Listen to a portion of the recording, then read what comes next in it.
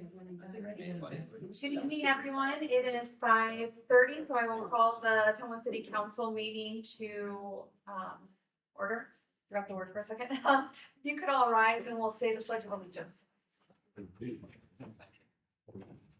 I pledge allegiance to the flag of the United States of America and to the republic for which it stands, one nation, under God, indivisible, with liberty and justice for all. Thank you. And Rich, you could take the roll. Councilmember Cavanagh. Here. Councilmember Reed. Here. Councilmember Galloway. Here. Councilmember Hoffman. Here. Councilmember McIntyre. Here. Next on our agenda is approval of the consent agenda. Is there a motion to approve? Move to approve. Second. Councilmember Cavanagh. Here, yes. Councilmember Reed. Abstain. Councilmember Galloway. Yes. Councilmember Hoffman. Yes. Councilmember McIntyre. Yes. Next is the approval of the agenda. Is there a motion to approve? So moved. Second. Councilmember Cavanagh. Yes. Councilmember Reed. Yes. Councilmember Galloway. Yes. Councilmember Hoffman. Yes. Councilmember McIntyre. Yes. And now, Bill, I will hand it over to you for the administrator's report to the council and citizens. All right, thank you. And I understand you actually have an announcement to report on the winner for the Scary Nights and Lights competition. I'll turn it back to you. Spooky Nights Oh, and Lights. Spooky Nights and Lights. Yes, so because it is December, it's the perfect time to announce the winner of this Spooky Nights and Lights. And so our winner was Tyler and Tiffany Stevens of Debbie Lane. I'm sure you all know that house. It was the house with all the skeletons, and maybe Chris can expand on that a little bit more, because I know she was one of our judges, and maybe you can tell us a little bit why you can. The Headless Horseman. It was awesome. It was a house that every time I drove by, I noticed something different each and every time. So kudos to them. They did a fabulous job, and hopefully they'll do some more next year. Yes. And there was some really great houses that were in, and so we appreciate everyone who entered this year. We'll do it again next year, and just so everyone knows, it was again another close race with that. And I don't think I see Tyler and Tiffany tonight, but that's okay. We'll get them their certificate, and then they'll also be the second house on our annual Spooky Nights and Lights plaque that is currently at the depot, but will be hanging at City Hall when it reopens. Thank you. All right. And then I wanted to provide a brief update on the comprehensive plan. And this is specifically criteria or topic 4, celebrating diversity. Right now, based off of responses into the system, we're looking at 45% completion in that particular category. And that's broken down to a little bit further of 54.2% on track. With the various tasks in there, 29.2 having some disruption, and 16.7% completed. Some of the specific highlights for the time so far: City Council reviewed potential development incentives, prioritized diverse housing needs, and partnered with Mission 500. There's continued evaluation of public works projects for accessibility. Proclamations were presented throughout the year. Public art has been integrated into the city, and a website updated partnership was formed. We're transitioned to remote civil service testing, housing discussions, revised board structures, and enhancement of the Youth Advisory Council were also achieved. Some of the focuses over the next 6 months in this category, this area, is researching and implementing incentives, draft development documents, identifying entrepreneurs and minority-owned businesses, enhance collaboration with Mission 500, and continue to work towards the sidewalk drop program completion, develop a celebratory calendar, create public art policy, finalize event reviews, collaborate on veteran programs, ensure website diversity, and explore historical contributions. And then there are 4 other categories, investing in women, immigrant, veteran, and minority entrepreneurs. We're at about 40% completion there. Make Ottumwa livable and enjoyable for people of all ages and abilities. We're at about 53%. Celebrate diversity in our community, 31% completion. And treating all Ottumwans fairly and justly at 54% completion. And when I say completion, that's of the variety of tasks in each of those categories. And there's more detail available on the Our Ottumwa section of the city website. And I have one other thing I wanted to bring up. It was in the consent agenda to set a public hearing for the next meeting on the capital improvement plan. And Finance Director Cole O'Donnell is going to just speak briefly about the nice thick packet he handed out and kind of help walk you through it. Yeah, so this is the packet. It is a draft still. There will be some changes. Most of those will be grammatical and punctuation in the project sheets, but we do have some additional work when it comes to some of the projects and some of the funds. So you will see some changes. The fleet committee meets tomorrow, so based upon what the fleet committee recommends, there could be some movement in the different projects there. But when you look at the packet, there's some different things. The first page goes through some of our visions, goals, process, and policies that I'll ask you to adopt when we adopt the plan. And then the summary sheets, it breaks it down into different things. So we'll take a look at those summaries. I hope to have a more finalized draft for you by the middle of next week, so that you can see if there's any changes.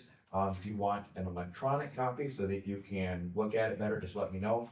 If you want to stop in and discuss this, also let me know and we can discuss.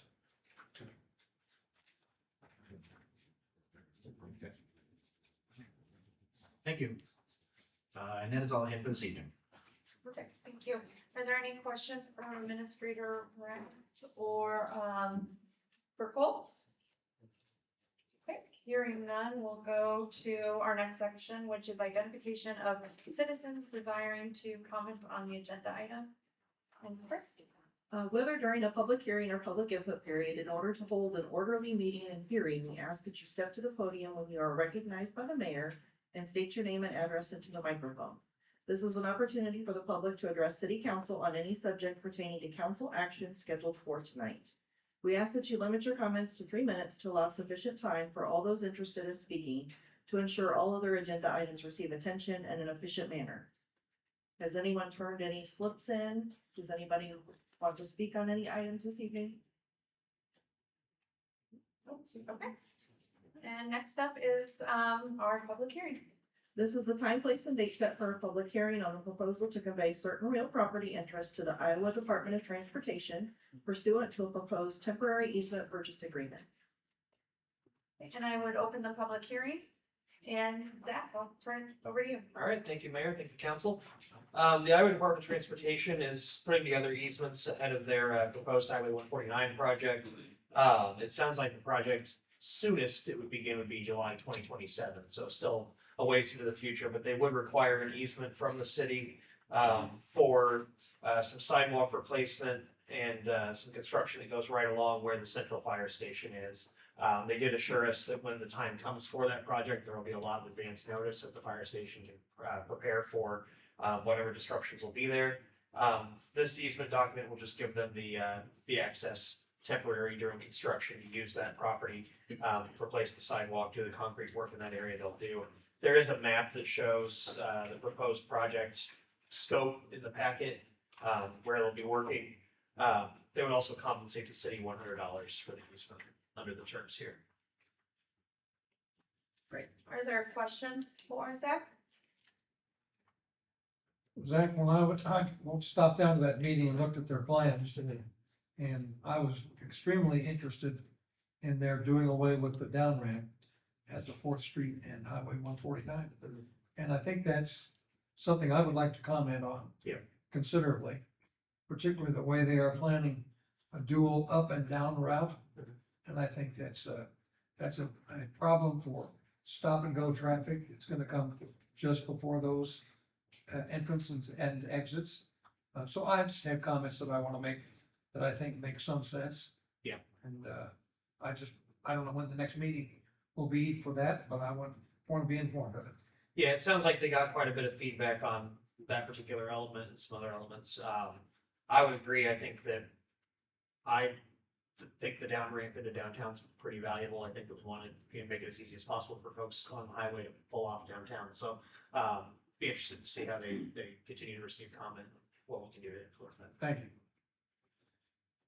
And obviously with their easement there, there's no way they're gonna be blocking the fire trucks from being able to come and go, but it's just access for them so they can do their work more fully, not being boxed in by having to stay off that property. That's really the idea here, right? I think there could be a chance that they will block access to at least one side or the other at some point during the project. It looks like the pavement apron at the front side of the fire station, for example, is gonna go all the way past the front entrance, so they'll probably have some challenge getting in and out the front of the fire station. That's They can always back out. Well, and it sounded like, from that meeting, some of us attended too, that they had started to have some of those conversations with the fire department too, to ensure that they were, informed of the information so that they can start to plan, in case there is blockage or when that time comes too. Any further questions or comments? Okay, hearing none, oh, sorry. Are there any comments from the audience? Okay, hearing none, I would entertain a motion to close the public hearing.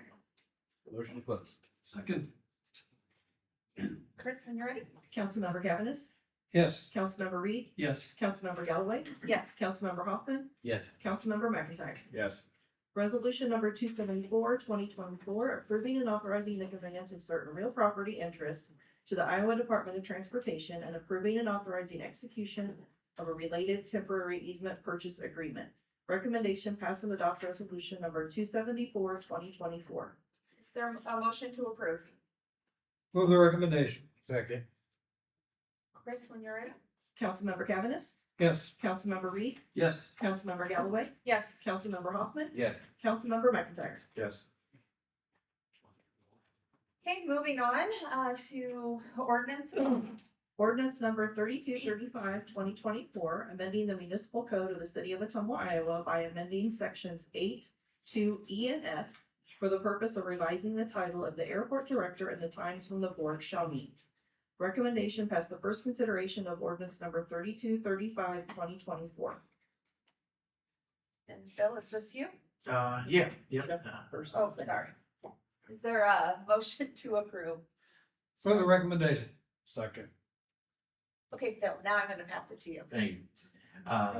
So as referenced in the staff summary, review of the code related to leasing responsibilities at the airport identified that a title change was needed to update the code to the current position authorized to undertake the process. Review also identified a revision to the meeting schedule. The changes to sections E and F addresses both of those items. The airport board has approved the proposed revisions at the meeting on November 19th and approved to move forward with that. So I think it was airport supervisor previously, and now it is the director of airport operations. And then with the meetings, it said shall meet monthly. And there are some months where there isn't anything for the board to take action on. And so this now changed that to reference that they'll meet as necessary. It still could be monthly, but if there isn't anything, they could opt not to meet on a particular month with no activity. Great. Are there any questions? I have a comment. Yes. I wonder if we could call the director of prop for the airport. I'm being facetious. Rob? Oh.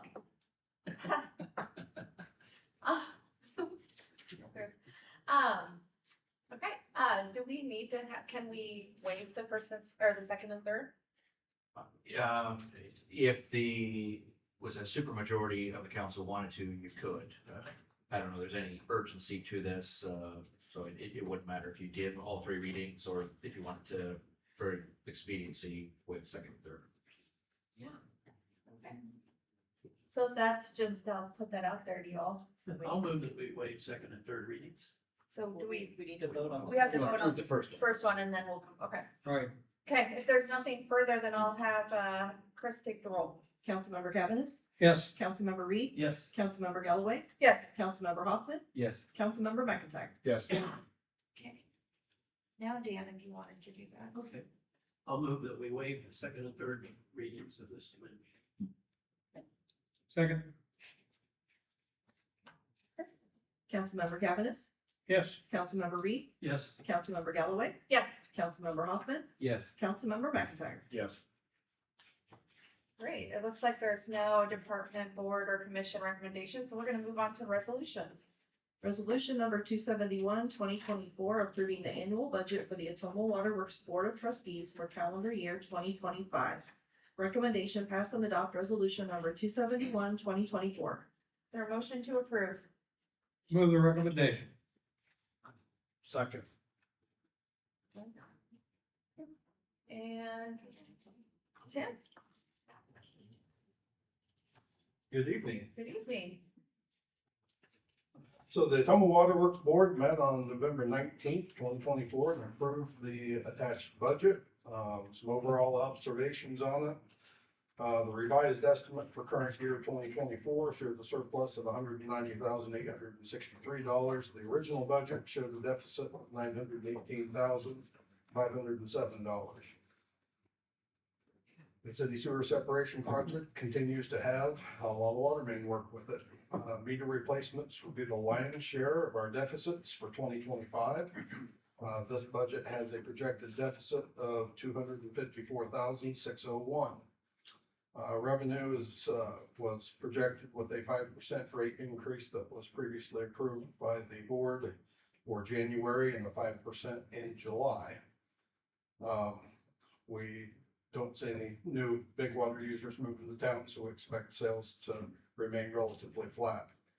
This increase is to offset inflationary pressure, and it is the beginning steps towards hydro rehabilitation. Interest income continues to look strong, and we expect to have a little bit of revenue from the hydro in 2025. The revenue is expected to remain relatively stable.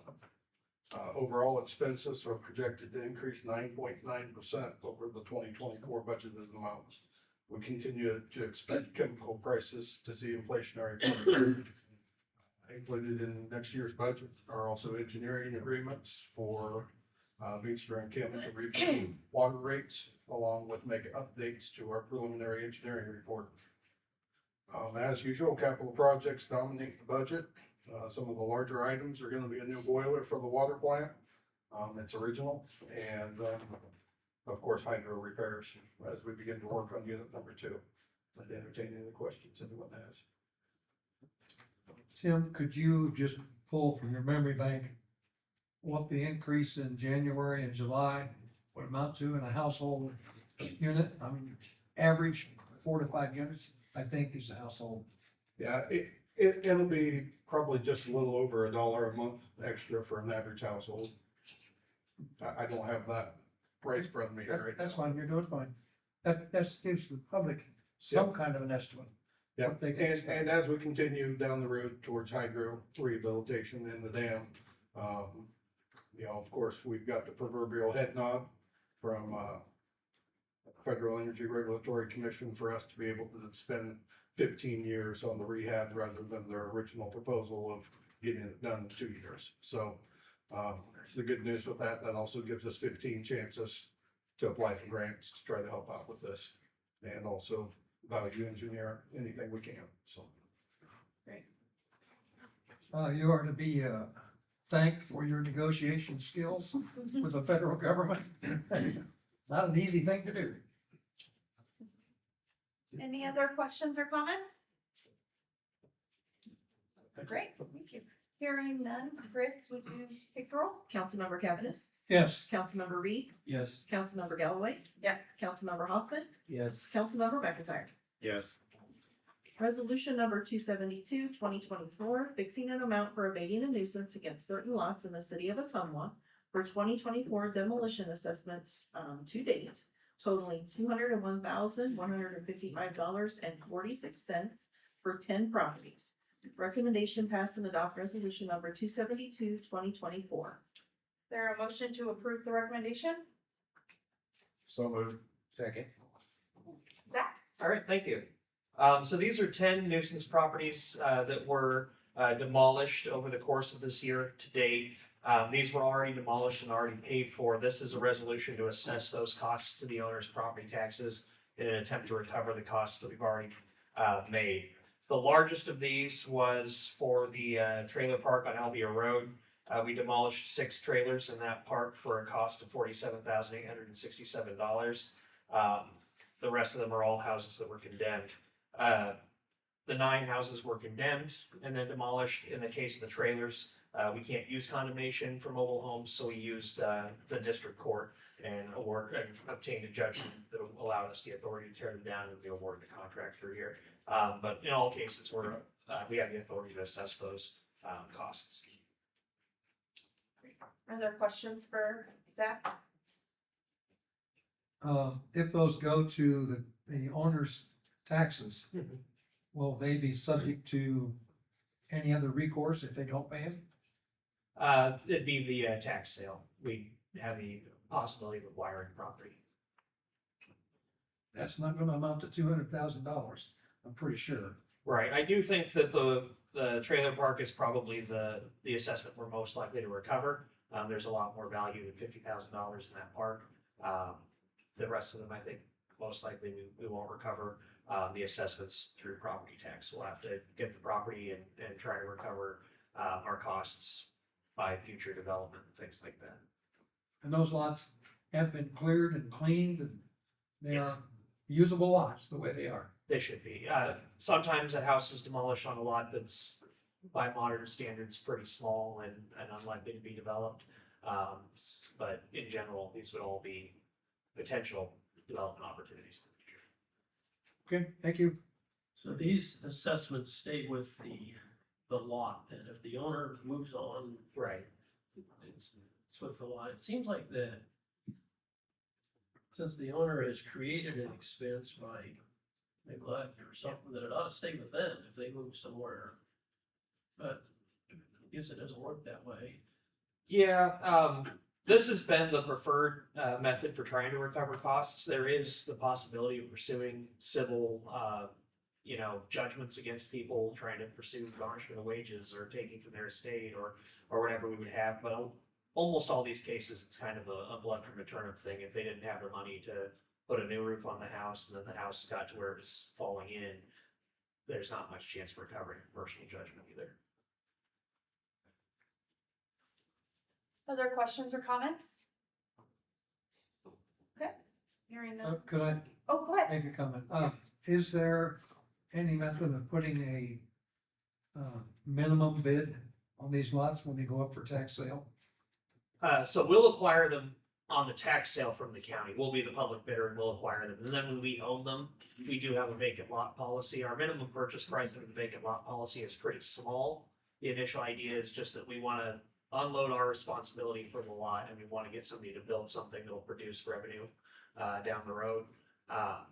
So we can revisit that policy if we do want to look at raising the price, but the going rate for a vacant lot in an infill sort of situation is not very high still. It's still around $500. Yeah, Okay, I think we need to talk about that. yeah, I understand that. One of the goals is to stop spending on these properties. Yeah, and I think that's another important thing with this program is we've spent a lot of money on chasing these issues. We spent a lot of inspectors' time, we do nuisance abatement cleanups. The demolition is at least getting toward a final point where we can go in some more positive direction where we're not continuing to spend money. There's also a lot of value to the rest of the neighborhood when we can take care of these nuisance properties. We can see values go up. We can have more peaceful enjoyment of property, those sorts of things. And so I do really stand in support of the program. I think that demolishing these houses has been an important use of our funds. But yeah, I think there's definitely things to talk about to try to get as much back as we possibly can. Do we get bids on those when we have them? All, yep, yeah, and those all get presented to the council. There is one property out in the east end that has, I think if I remember right, 6 lots with it. Are those all to be sold at Um, auction or the city sale? let's see. I think it was the first one on the list. On Graham. Yes. That is a pretty good sized property. I don't think it's as much as 6 lots, but it probably is a double or even larger lot. We use that legal description, that's in the resolution. That's the legal description that we'll use to apply the assessment. And that assessment will go against all the lots that are covered in that legal description. Okay. If they own additional lots that aren't part of that description, then we're not able to pursue that as part of the judgment. That has happened sometimes where somebody will own a vacant lot next to their house. We can't really pursue adding any costs to the vacant lot that wasn't part of the nuisance, but. Okay, thank you. Any further questions or comments? Okay, hearing none. Chris? Councilmember Cavanagh, Yes. Councilmember Reed, Yes. Councilmember Galloway, Yes. Councilmember Hoffman, Yes. Councilmember McIntyre. Yes. This is the time, for our public forum, and I will have first reads up there. We now open the public forum portion of the agenda. We invite anyone in the audience who has completed a citizen input request form, residents, property owners, and business owners who wish to address the council on any subject pertaining to council business. We are here as a council to listen. I haven't received any slips, so I don't know if any's been turned in anywhere down there. No. Is there anyone in the audience who would like to address the council? Okay, hearing none, we will move on. This is now time for the mayor and city council report and communications, and I just have a couple things. First and foremost, I wanted to thank the CPKC, which is a big train thing. They came through on Thanksgiving with their holiday train, and they donated 5,000 to the Food Bank of Iowa. It was a great opportunity for our community to get out and see the holiday train, and it was a little overcast, so a lot of people got to see the train lit up. And we have an extremely generous community. They donated canned goods and money too. So thanks to everyone that helped make that a success. And then I also want to thank the community in Main Street, Ottumwa, for their Lights of Love and the tree lighting this past Friday. It was another great event, and it's been a really great tradition for the Ottumwa community. And speaking of Main Street, the Home for the Holidays Main Street event is on Friday and Saturday. There will be carriage rides, cookie decorating, some carolers out. It's just a good time to get out, see our Main Street, and really enjoy the community that we have. And then lastly, the Youth City Council will has 2 open spots for January. So if there are youth that want to apply, we are going to put it on our Facebook page. I'll give that to you, Travis. And if you have any questions, you can contact myself and we'll answer those questions for you. Is there anything else from the council? Okay, hearing none, I guess I'd entertain a motion to adjourn the meeting. So moved. Second. Hey, Chris? Councilmember Cavanagh, Yes. Councilmember Reed, Yes. Councilmember Galloway, Yes. Councilmember Hoffman, Yes, I shouldn't make him go. Yes. Councilmember McIntyre. Yes. Great, we are adjourned at 5:58.